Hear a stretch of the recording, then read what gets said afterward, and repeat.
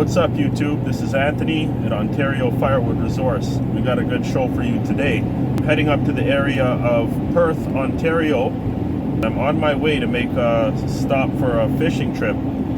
So since I was out this way, I said I might as well go check out Eastonmade and Andrew and see what they got and do a little demonstration, test out the machines and try and figure out which one I would get possibly in the future. I do have my own machine that I want to resurrect and reinforce and everything. I have a homemade machine that, you know, just needed a few kinks to work out, so I'm trying to get that repaired. But otherwise, I'm really interested in these machines because I see a lot of you guys in the US, a lot of you guys have them, and they seem really simple design, compact, easy to move around, and high output. So looks like one of the better sets of machines on the market. But anyways, stay tuned, guys, and enjoy the show. Is this in here? Yes, it is. Eastonmade.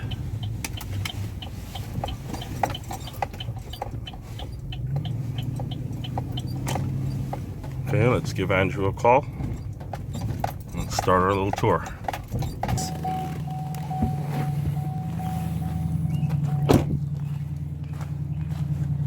How you doing, sir? How you doing? Pleasure to meet you. I'm Andrew. Anthony. Pleasure to meet you, Anthony. Yeah, you too, man. How's everything going? Good, man. Are you having fun on the YouTube? Yeah, having fun, man. It's a whole world. It's an emotional ride. It's like a drug high and a drug low at all the same time, you know? Right on. It's quite a ride, man. Well, you're doing a good job. Well, what did you do before? I've been to scrap recycling and junk removal and a couple other knickknacks and stuff, right? Well, you seem to be pretty good at the videos. Like, you put them together and you structure them well. You really do a good job. It's funny you say that. I think I'm so incompetent. I have no experience whatsoever, you know?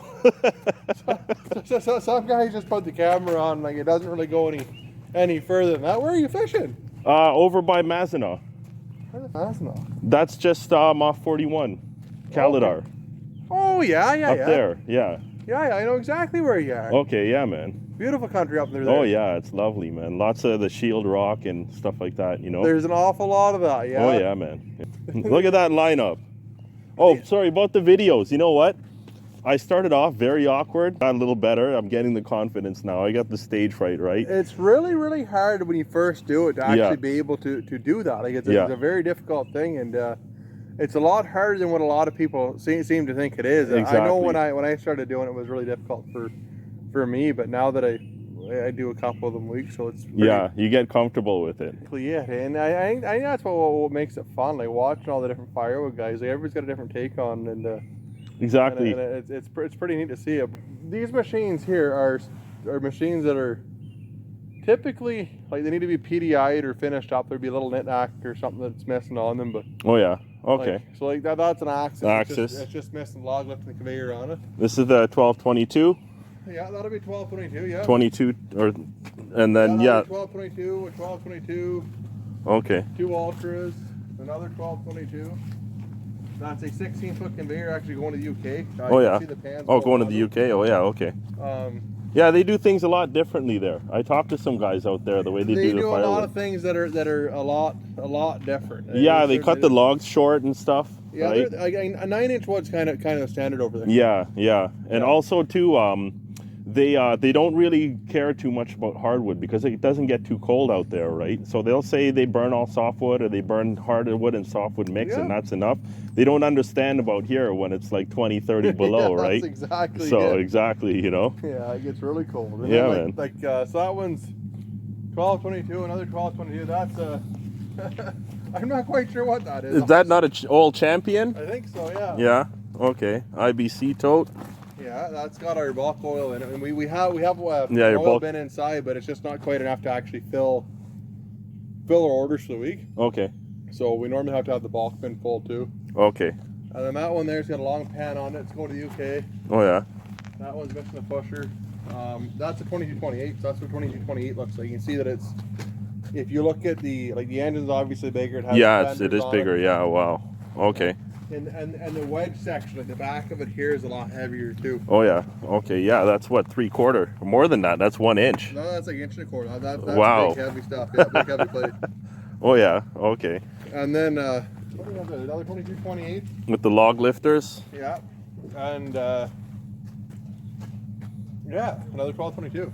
We do a lot of 1222s, and that's our most popular one. See, I get all the tree service wood, so I get big stuff. Sometimes it's knotty. So what would you recommend for me if I got one? If you're doing tree service stuff, the 2228 or the Axis, those are the two machines that, if you're doing really ugly stuff, that's kind of what you go with. The 2228 is going to give you all of the power that you need. Like there's a lot, like it'll shove through anything. And then the Axis is you can work around the knots really easily. So okay. It's a nice setup. Yeah. Okay. Yeah. So come on in, I'll show you stuff. Yeah, that was my question, because I don't mind if I have to take out my slow splitter and do the uglies. But if those machines can all do the uglies, then that's great. Yeah, like the Axis and the 2228, you won't have any issues with it. Even the 1222, like even the 511 960, all of them will do it. It's just you're gonna work around the knots a little bit more with the other machines. Okay, yeah. You got to work with it still. You can't just expect it to do everything on its own, just like that, right? You got to know where to put the wood. Yeah, that's exactly it. This is the shop, our plasma table. Okay. And our press rig. And we're actually moving into bells here shortly. So that's another 2228. Okay. They're working up. That's the old truck. Oh yeah. That was one of those projects. I saw the fenders in the garage over there. Yeah, yeah. And there's all your valves over there. Yeah, so we have a bunch of valves, a bunch of oil coolers. We normally keep a stock of just about everything here if we can. Oh yeah.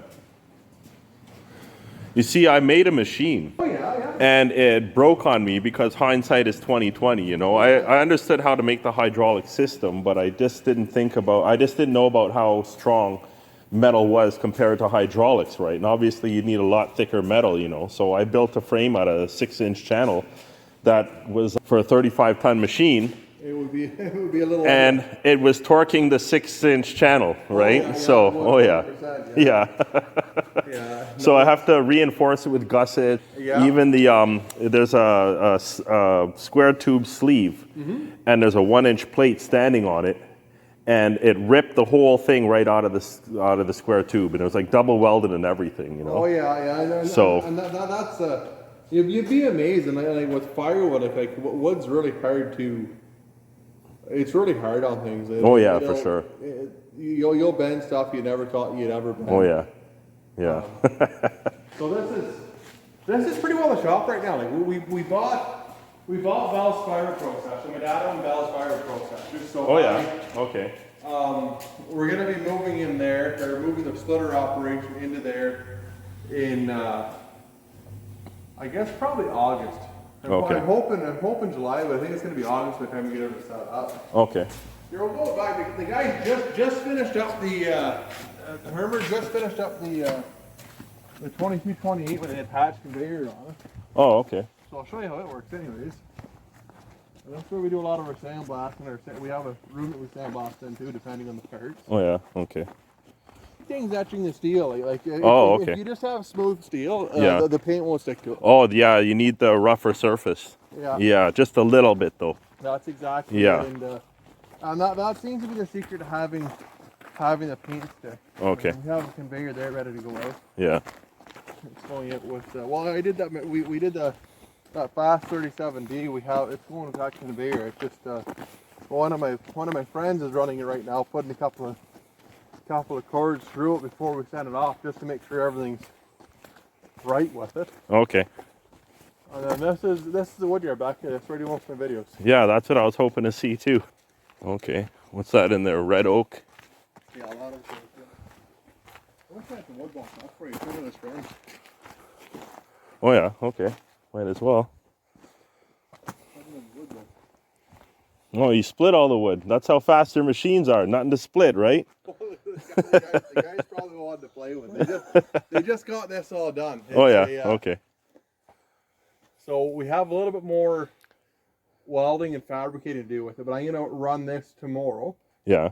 And make sure everything's working right on it. Okay. Obviously, we have some holes to tidy up and some stuff like that, but we did a bunch of adjustments to it. There were a few things that we didn't like on, and we've made the adjustments. So what'll happen with this is that conveyor will actually fold up into itself. Okay. and then the machine, the conveyor is all one piece then. Okay. Yeah, that's handy when they fold up, right? A lot easier to move around. I have one of those old little giant conveyors, like the 28-footer. Oh yeah, yeah. They're not too hard to move around, but they're a little awkward. If there's snow, you know, it might, you know, stop on you, right? Or a little bit, you know, it won't really move. I know lots of guys that have had really good luck with them, though. Yeah. I know lots of guys that have run them, and they seem to be kind of an inexpensive option that well, they get the wood up in the pile, get away from your machine anyways, right? Yeah, So, exactly. I had an old Case 1950s one, and it had the single metal belt. yes. Or the metal chain, and Yep. it would break the chain, right? So once it's down, you know what I mean? But the little giant one, it has one on each side and then the paddles in between. But yeah, the wood, it just tears it up, you know? It's not much horsepower going through there. Like mostly out 3/4 horsepower, right? And it's just, it gets the sheet metal on the conveyor, it would jam into it, and then it'd break the paddles on it and everything, you know? Yeah, that's So- exactly it, and like you gotta kind of you gotta make it so the wood doesn't jam in it, and you have to make it heavy enough so that if it does, that it just stops. Right? Exactly. But conveyor, yeah, it serves a purpose, you know what I mean? It's less handling, right? Yeah, that's So, yeah. exactly it. Now, that's kind of the name of the game. The less you got to touch the wood, the better off you're gonna be with it. That's for sure. Yeah, that's right. If I didn't have my own machine, I'd definitely be thinking about buying one of these because, you know what, and to plug these machines, I've seen all the videos on YouTube, even before I had a channel, and I was thinking about, you know, making a splitter, building a splitter. I saw Eastonmade, and it's the distinct color that's orange and blue, and I saw that a lot of people have these things, and then when I started to see, like, you know, a lot of people using them, then I see how fast they are. They have the automatic return, right? And some of them you can pick them up with the tow bar and you can move them around. So that's a very convenient feature too. You know, not everybody has an ATV. So it's good to have something that, you know, is lighter that you can haul around, you know. And yeah, very efficient machines, very compact.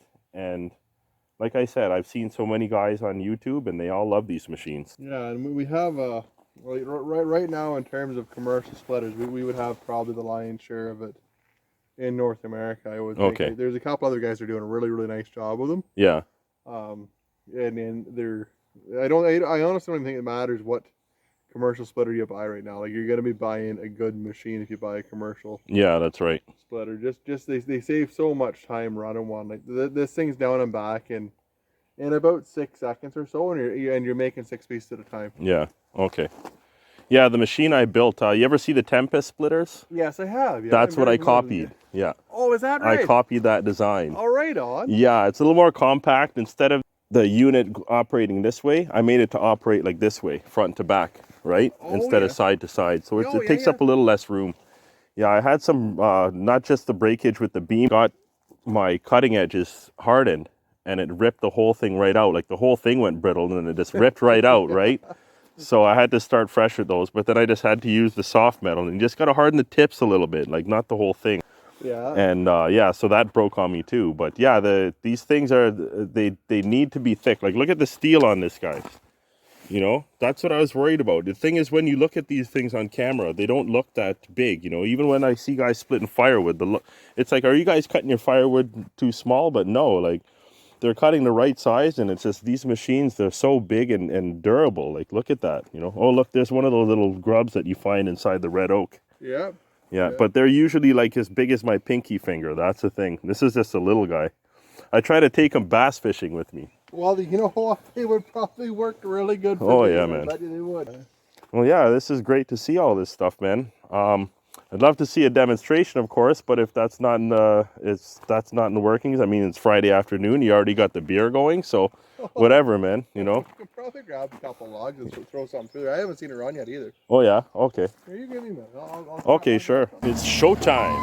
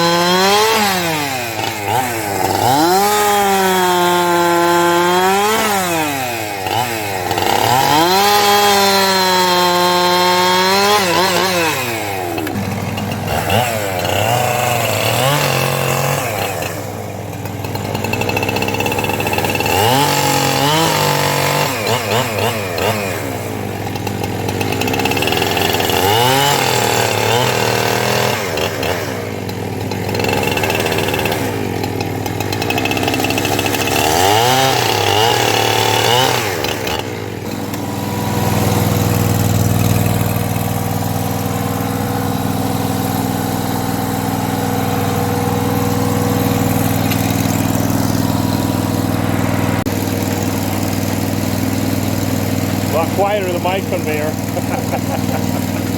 haven't even done it yet. Oh yeah. I don't understand, but it's like going through it.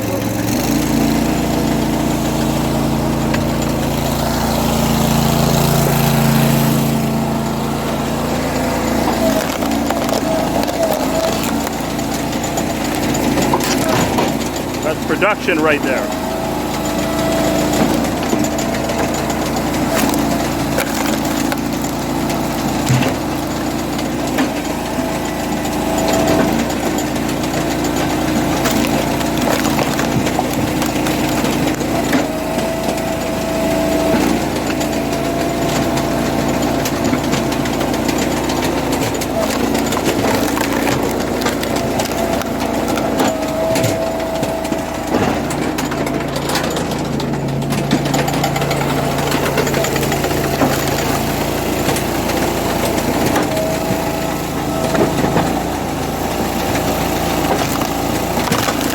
Automatic front and backward.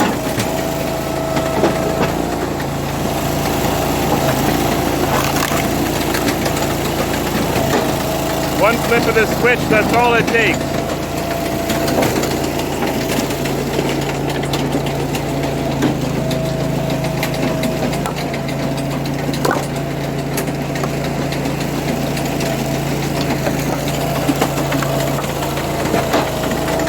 Look at that, we're half done those 2 logs already.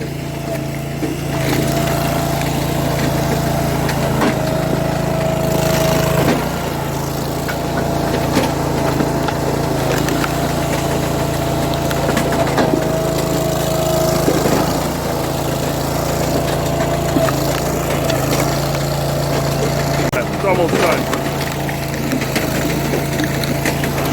2 whole logs, that's about 2 minutes at most.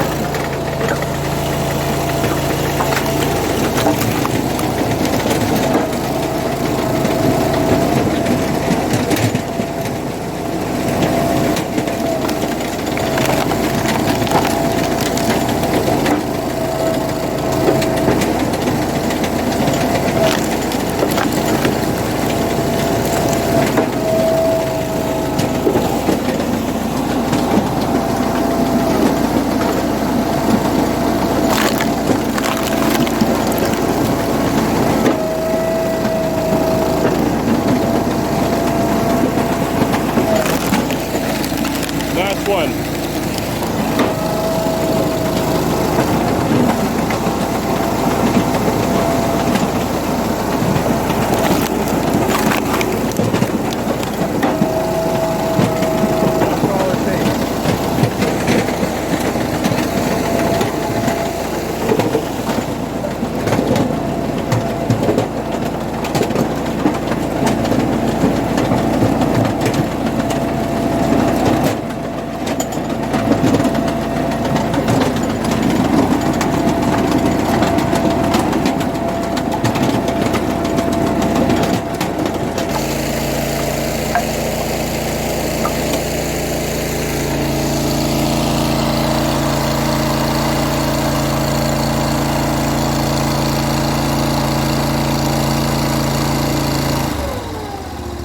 That's awesome, man.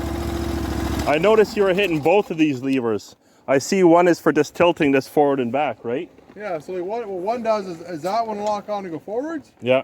and that one lock on to go backwards. Oh, okay. I see. And then that one there will lift your wedge up. Oh, okay, that's the one. Yeah, because I was wondering why you'd have two to operate all the forward motion. But yeah, it's back and forward. Okay. Yeah, that's exactly it. So you can literally grab a block. It's as fast as you can move wood to it. It'll split for you. Yeah, yeah, that's definitely fast. And you're used to using it like you're like Zorro with that thing. Zing, zing, zing, right? Yeah, something like that, yeah. Get used to it after. Yeah, man. And you know what? When I was first looking at the log, I couldn't tell what it was, but I noticed it was beech. Yeah. The thing is, when we get beech in the city, they're all rotten, right? So they look all really bad. They look all blue and everything. Yeah, And, yeah. you know, they tend to grow a little crooked. It works really good. If you're into production firewood, then that's the way to go. I'm pretty impressed with how that ran. Honestly, that's the first one I've run through that setup with the conveyor and everything on it. So. Okay. Yeah, man, you got to keep improving. You got to look for more efficiency and, you know, more ways to make things a better product for your customers, right? Well, that's exactly it. And you're already there, but even though you're already there, you still got to improve too, right? Oh yeah, yeah. I know. If you quit reaching for higher ground, you're going to be in an awful spot. Exactly, and then other people are going to surpass you, right? Yeah. Awesome. Well, maybe one day I'm going to sort out my own machine first, but guys, I would definitely recommend this machine, any of these machines here. Andrew's a great guy, he's a great serviceman. You know, I didn't want to keep him here, but he said, oh no, don't worry, he'll pull out some logs and he'll do a demonstration. You know, it's Friday afternoon, right? So, yeah, man, thanks a lot, man. Well, it was a pleasure. It was great seeing you, Anthony. Yeah, man. It really was great. You too, man. Yeah, man. See you again. That's for sure. Yeah, man. Where are you from out east? No, I'm from right here. You're from right here. Oh, Yeah, okay. Right here. That's literally the house I grew up in. Oh, okay. Everybody seems to think I'm an oofy. Hey, it happens with people in the city too, man. Yeah, you know? Yeah, man. Yeah, man. You know? But here in Canada, you never know where anybody's from, right? Well, that's exactly it. And our area here at Lantern County, like it's kind of the twang for this region. Like everybody's a lot of people have it. So I don't know why it's just right here, but yeah, okay, yeah, because the farthest I go in this area is down the road, like an hour, right? Yeah. So I don't get quite up here, you know what I mean? But a lot of people that live up here, they're from the city originally, you know? Yeah. They live like 10 minutes from me. They like grew up there from the 50s to the 80s and 90s, and then they moved here, you know what I mean? Yeah. So yeah, you never know where anybody's from here. But, no, not at all. No, but I literally that's the house I grew up in is right there. Oh yeah, that's awesome, man. How do you heat the place? You got a boiler? I have a boiler for the shop, and then I have an insert for the house. Okay, yeah, and you got some backup propane there too. Yeah. The propane at the shop is for the powder coating oven. Oh yeah. That's what it's for. Oh okay. So we run a salamander for the powder coating oven. It works pretty well for us, and then propane at the house. We have propane for backup at the house. So. Yeah. Okay. Yeah, it's always good to have more than one heat source. It is for sure. Yeah. Yeah, and you would never run out of firewood, right? No, I don't think I will. Anyways, I seem to have lots of it. So. Yeah. People probably just bring it to you just because they want to see the machines running, right? Yeah, I have had that before. Yeah. Well, hopefully we get to do it again someday. Yeah, and you want to come for some smallmouth fishing this summer? Let me know. I do like fishing. I don't get out near as much, but. Okay. Yeah, I go for the jumbos, the football smallies we call them. Oh yeah. Oh yeah, man, like 5-6 pounders. That's a big smallmouth. Oh yeah, man. Yeah, man. That's a big bass. Oh yeah, definitely. Yeah. Big 21 inches. Yeah, that's a lot of bass. You're yeah, bass man. that size around here, and you're into big fish. Oh yeah, man. But I want to check out Mazenot too. I've never been on that lake. I don't know if I've ever been up towards Mazenot or not. I've been, like, I know the area that you're in there. I've been across there quite a few times. Most of the lakes that we fish on are right here. Like we can be within. We're 10 minutes to 10 lakes. Yeah, It doesn't matter which direction you go, you're gonna get wet, exactly. So. That's like half of Ontario, right? Yes. 250,000 lakes, 250,000 lakes, rivers, and streams we got here. The most fresh water in the world. There's a lot of lakes around us. Yeah, we're pretty fortunate for that. There's not a, and it's neat too around here because you can go and fish pretty well whatever species you want. Yeah, exactly. Like yeah. I think the only thing that we don't have locally would be salmon. Yeah, that's right. But you'd have unless you go down Lake Ontario or St. Lawrence River. Yeah, that's exactly it. Yeah. Other than that, there's not too many species in North America that can't fish like right within a couple of minutes here. Yeah, exactly. And then we're on 4 Great Lakes, the province of Ontario too. Yes, right? We're on that's true, Superior, Lake Huron, Erie, and Lake Ontario, right? Yeah. Yeah. Also Lake St. Clair, which is bigger than Simcoe. Yes. And they call it the 6th Great Lake. Yeah, I would believe that. Yeah. Yeah, and then we have Lake Simcoe close by. Yeah, you wouldn't be far from it at all. No, I'm half an hour from Yeah. Keswick, right? Yeah. If you go right up the 404, then yeah, half an hour You'd be away. right there. The bottom of the lake, right? Yep. Yeah, and Simcoe's bigger than Toronto. Did you know that? Is that right? Yeah. I didn't know that. Just think, if you go to the 400 in Toronto, right, and you go up, then you hit Barrie. That's the west side. Yeah. If you go to Whitby, and you go north, that's the east side. So that's almost the whole span of Toronto. Then through Pickering, Ajax, and Whitby, right? So. Yeah, you're right. Oh, back to Mazenah. It's the lake where it has the big cliff, and there's a petroglyph. The cliff is like over 100 feet high, maybe more. And then they have all the native petroglyphs. Or not the petroglyphs, but the drawings and stuff on the rock. Yeah, that's pretty cool. Yeah. So this lake is like, it's a long trough, and then it has one section off to the side. But it's like, because it's a trough like that, it's almost like a similar to like how a fjord is when you have the high rock. Yeah. And then it's very deep. That's kind of how that is. It just has the rock on one side, and some guys, they do mountain climbing on it and stuff, or rock climbing on it, right? Oh, is that right? Yeah, but that's pretty cool. Yeah, but that lake is 600 feet deep. Yeah, that's a deep lake. Yeah, and to put it in perspective, like it's not a huge lake. It is a big lake, but it's nothing compared to Lake Ontario, right? Yeah. And Lake Ontario is only 800 feet deep. Yeah. Compared to Mazenah, which is 600. Yeah, there's some lakes you get around that are fairly deep. I know, like just locally here, the Big Rideau is, it's got to be up and around there. And I know we've been across it and you lose signal with the fish finder. Oh yeah, okay. And I don't know how deep it goes. I have no idea, but wow. Running downriggers for trout on it and good bass fishing on it. Oh yeah, they got trout in there too. That's right. Yeah. I've never been up that way. Big lake. It's kind of it's lots of sections, right? Yeah, there's lots of sections to it, and then the I'm just trying to think of what the I want to say like scallops, not scallops, mussels. Zebra mussels. These zebra mussels have gotten into the lake, and it's cleared it right up. Yeah, it's kind of neat because you can be in 40 feet, 50 feet of water and see straight down. Yeah, you can see right down. Yeah, which is really, really odd for around here. Normally, if you're in 5 feet of water, you can't see the bottom. Right? Yeah, exactly. Yeah. Well, I think what they said too is with like the Great Lakes is that the zebra mussels are kind of dying off. Yeah. And the water is losing its clarity, right? So it's sometimes what happens with invasive species is they come in, they dominate like crazy, but then something makes them like not be able to withstand the environment, so they die out, right? Yeah. Yeah, so they might proliferate very well, but then they end up dying off, right? Because it seems to me like the water is not as dark. It could be some days, as clear.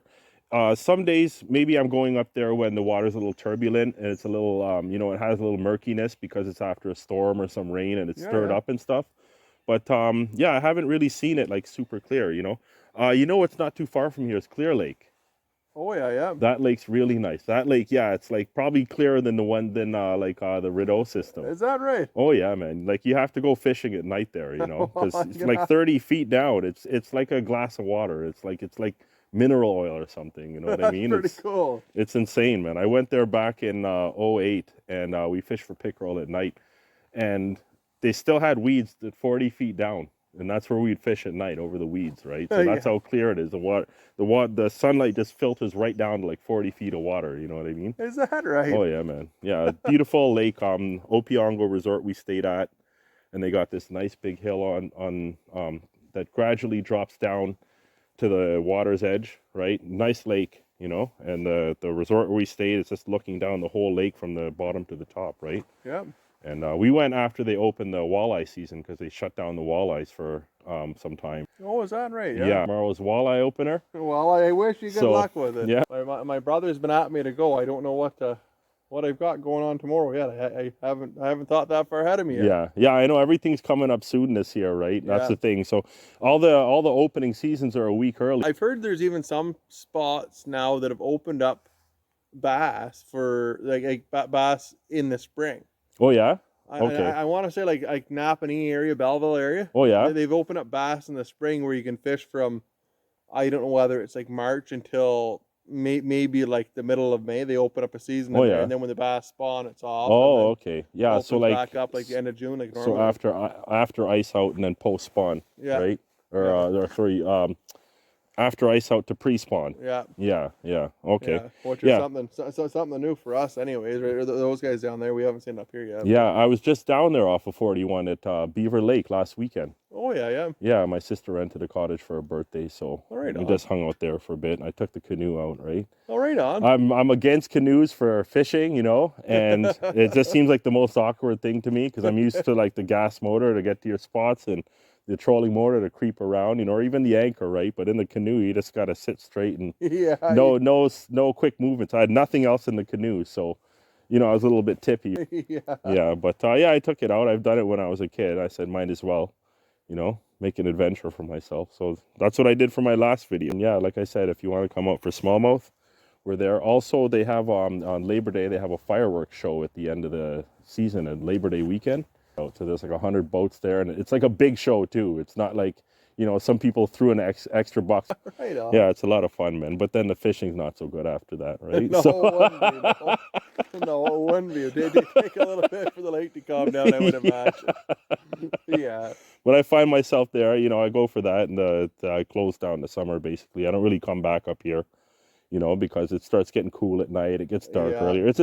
It's a different mentality here. Like once it's after Labor Day, like everybody just kind of mentally shuts off, and that's the end of it. Pull the rugs out. Like Perth's like that. Perth is very like through the winter, you can fire a cannon downtown. Nobody be around here. And in the summertime, it's just, you can hardly drive across. Anyway, it would take like an hour to get across Perth. It's just it's crazy. Oh yeah, that's like what it's like in a lot of places. And we have the canal systems here and through our lakes, and sometimes, you know, everybody wants to go and get coffee and go for breakfast in the morning, and they have the swing bridge at the canal, so that has to stop, and then none of the traffic's moving, right? Yeah, that's exactly it. We haven't got Smith Falls. The Rideau Canal goes through Smith Falls, and you can get to Perth from the Rideau system. You can come up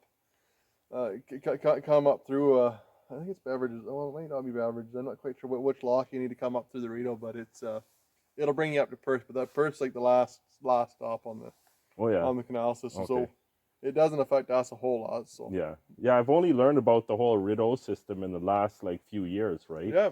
And you know, I know the Kawartha system, I know the Severn system, like the Trent Severn. Like I'm familiar with Muskoka and like Peterborough, but then I didn't realize like how all the lakes are connected with their own canals out here. It's like a whole other system. You know what I mean? Yeah, that's exactly so, it. Yeah. And it's pretty neat if you actually look at the canal system, like especially the Rideau. You can go anywhere. Like when you're on the Rideau, you can go forward if you wanted to. Exactly. Yeah. Some people, they take off the whole summer and they do the whole Trent. Severn, I know a handful of people that do that. Yeah, and basically our Trent Severn waterway connects Lake Huron, and then you can go east into Lake Simcoe, and then east through the Peterborough area, and then you can come down to Lake Ontario. So the water basically flows south into the Detroit River and through Windsor, and then into Lake Erie, then through Niagara Falls, then out to Lake Ontario. But you can bypass that whole system by going around, right? So think of it like a big circle. You could do a big circle by going through the Great Lakes and the Trent Severn Canal system. It's just for like cottage boats. It's not for any, you know, big commercial shipping or anything like that. But that's what we have here. And a lot of people like to just tour the system, you know, and you have the canals passing through all the little towns and stuff, right? You see all the boats waiting to go through. We have one canal system. You ever see the Marine Railway? No, I haven't. No. Yeah, up in Muskoka, they have this huge platform that's on train tracks, and you pull your boat up on it, and the boat sits on it. You just tie your boat up to the side of it. It's got big iron walls on it, and you put about 4 or 5 boats on it, and a cable system brings the boats up on this platform, up the railway tracks. Right, and then when it gets to the top, it sinks back into the water, and then you just untie your boat and drive off. That's pretty cool. Man. If I'm ever out and about that area, I'll have to go check that out. Man, that is pretty neat. Yeah, it's pretty interesting. There's one canal where the canal actually goes over the road because it's all flat there. Yeah. So they make the water rise up over the road, and then the boat drops back down again, and then goes to the other side. Right. Pretty cool. Yeah, man. Yeah, there's some interesting canals that we have going through the system there. Yeah. You know?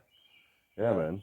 No, it's pretty neat. Like so somebody's put an awful lot of thought to get all that infrastructure in there. It's oh yeah, man. And like hundreds of years ago too, right? Oh yeah. That was what the early 1900s is when they started building the Trent Canal. Yeah. They had in Scugog, because Scugog's a man-made lake, right? And they had a farmer who thought like, okay, well, you know, I'm going to go and put a dam here, right? So what happened was he ended up flooding the other people out. And then they went with pitchforks and everything, and they went and took apart the guy's dam because the water level is too high, right? So yeah, it was a funny story, man. Yeah, but that lake is average 3 feet deep. Is that Yeah. right? So there's where the canal system is, it's 15 feet, right? But anywhere else you go, it's just shallow. Like most of it is like 3 feet. Is that right? That's something. Oh eh? yeah, man. Even like, you know, say from here over to like to the edge of your property, like way down there. Like we're past, there's this building here, then there's the garage, then there's the house, and then the roadway, and then out to there. That's like that would be shore, and we'd be here, and now we'd be in 2 feet of water now. You know, it's ridiculous, man. You even look on like the big like yellow Ontario map book. Yeah. And you look at Scugog, it's a big lake, right? And you look, oh, there's like a section that looks like a big bay, right? No, if you're in that line that crosses where the bay comes in from point to point, it's like 2 feet right in the middle of there, you know, and it's like half a kilometer from one side to the other, and you're right in the middle of it. You know, the other shore is like a kilometer in, right? And yeah, you're in like 2 feet of water, you know. So yeah, it's ridiculous, man. But yeah, anyways, yeah, I love it up here, man. There's so much places to go. You know, this, like I said, this area is new for me. Yeah. Right. So, you know, I've traveled to Ottawa, but that's on the main route, not doing any fishing, anything outdoors like that. Right. And then, yeah, I'm an hour from here, back west is where I head to. Right. And then Toronto's what, about 3.5 hours? About three and a half hours to make Yeah. Toronto. Yeah. Yeah. Okay. Around there. Yeah, We're pretty well smack dab right between Toronto and Montreal. Yeah. Okay. Like, That's right. like for us to go to Toronto or for us to go to Montreal, it takes the same amount of time. Yeah. And then Ottawa's like an hour. Yeah, an Maybe hour. less. Yeah, a little less Yeah. than an hour. Yeah. So Okay. depending on where you're going, you can make Canada in half an hour. Yeah. Like kind of the edge of the city. Just the edge of the suburbs, city. Yeah. Yeah. Nepean and all that stuff. Yeah. Yeah. Okay. Yeah, man. Well, I'm gonna get in and go to sleep early, not stay up too late, and get out there and smash some walleyes, rip some lips. Well, I really hope you have good luck with it. Yeah, I really man. do. Okay, definitely. Hey, take care, man. We'll see you again, man. I'll Hey. be watching your videos too. Yeah, sounds good. Okay, man. Hey, take care. Till next time. All right, that was a great episode, guys. What fun that was. We saw a demonstration of everything. We talked with the man, Andrew. And it's time to head out of here. I'm Anthony, and this is Ontario Firewood Resource. Like, subscribe, share, get notifications, and all that good stuff. We'll see you next time.